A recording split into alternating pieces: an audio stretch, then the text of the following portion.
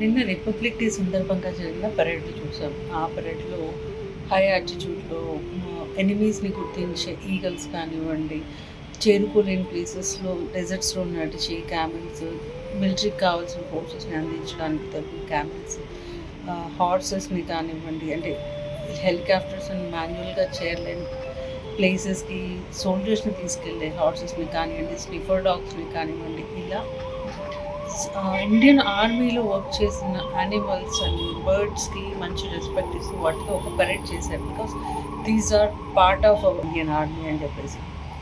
So అంత contribute చేస్తున్నాయి అవి. ఇండియన్ ఆర్మీకి కంట్రిబ్యూట్ చేస్తున్నాయి, మన డిఫెన్స్ సిస్టమ్కి కంట్రిబ్యూట్ చేస్తున్నాయి. But in a common people when we saw the parade we was wow, they was serving bet. అంటే నువ్వు ట్రైన్ చేస్తే అది ఎంతలా వర్క్ చేస్తుంది. They they have the bonding with the humans. నువ్వు వాటిని రిసీవ్ చేసుకో, ట్రైన్ చేసుకో. కొన్ని సంవత్సరాల క్రితం అనాగరికంగా తింటున్న మనిషివి కాదు. Now you are a grown up human with lot of knowledge. This is today situation. ఈ సిచ్యువేషన్లో ఇవాళ ఒక ఇంట్లో చాలామంది ఉంటే కనుక ఒకరికి మధ్య కూడా ప్రాపర్ కమ్యూనికేషన్ ఉండట్లేదు. What is feeling, what is her responsibility, how she was reacting to a certain moment అనేది కూడా కన్సిడర్ చేయట్లేదు. అలాంటి టైమ్స్లో డాగ్స్ని కానీ క్యాట్స్ని కానీ అపార్ట్మెంట్స్లో పెట్స్ని పెంచుకోకూడదు, అది పక్కోడికి ఇబ్బంది అంట. పాపం వీళ్ళు ట్రైన్ చేసుకుని జాగ్రత్తగా పెంచుకున్నా కానీ నోను, నాకు ఇష్టం లేదు కాబట్టి అటు పెంచుకోకూడదు. అండ్ రోడ్ మీద స్ట్రీట్ డాగ్స్ ఉంటే జీహెచ్ఎంసీ వాళ్ళని పిలిచి పట్టి చంపించేసేయండి. రేణుదేశాయ్ గారు ఏడ్చి నాకు చెప్పండి నేను పెంచుకుంటాను అని చెప్పారు. హౌ సాడ్ అండి అంత క్రూయల్గా చంపటం వాటిని. అంటే ఎర్త్ మీద మనిషికి ఒకడికి బతకడానికి అవకాశం ఉందా? వాడు యాక్చువల్గా నేచర్ని డిస్ట్రాయ్ చేస్తున్నాడు, but he is living like a legend. And co species అన్నీ ఇంకా అంతరించుకోవాల్సిందే నా మనిషి చేతిలో. నీకు అంత మంచి ఇంటెలిజెన్స్ ఇచ్చాడు, స్మైల్ చేసే గుణం ఇచ్చాడు, కమ్యూనికేషన్ చేసే ఆపర్చునిటీ ఇచ్చాడు. Why can't you use those? బాధ అనిపించిందండి. ఆవుల్ని చంపేసి ఫుడ్ కన్స్యూమ్ చేయడం, కుక్కల్ని చంపించేయడము.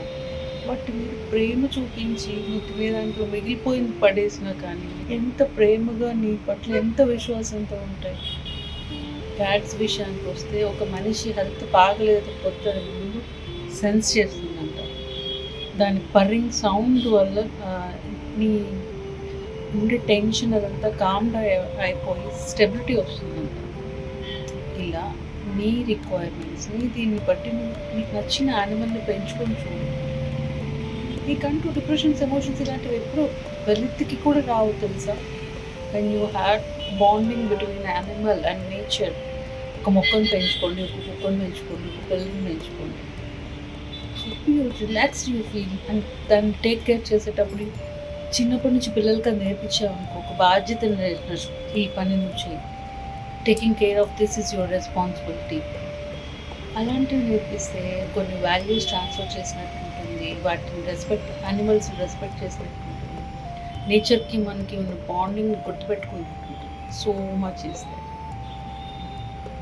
ఈరోజు ఎందుకు చెప్తున్నాను అనుకున్నారా? ఎంత రిపబ్లిక్ డే నాడు కంట్రిబ్యూట్ చేశాయి, వాటికి ఎంత రెస్పెక్ట్ ఇచ్చి పరేడ్లో పార్ట్గా చేసి షోకేస్ చేసుకుంటున్నాను. సిస్టమ్ని ఫాలో అయ్యే వాళ్ళు అక్కడ ఉన్నారండి. ఇర్రెస్పెక్టివ్ ఆఫ్ సిస్టమ్, ఫ్రీడమ్ పేరుతో మనం ఎలా పడితే ఎలా ఉంటుంది. దాని గురించి ఒక్కసారి ఆలోచించి పెట్ లవర్స్ని, వాళ్ళని అందరినీ అప్రిషియేట్ చేస్తూ మూగ జీవాలు ఏమన్నా ఉంటే వాటికి కూడా బ్రతికేందుకు ఎర్త్ మీద అవకాశం ఉంది. రాంగ్ ప్లేసెస్లో ఉంటే try to make them to be in right place. But మీకు తెలిసి వాటికి హామ్ చేయకండి. మీకు వీలైతే వాటిని ఫీడ్ చేయండి, వాటికి ఫీడ్ చేయండి. Thank you.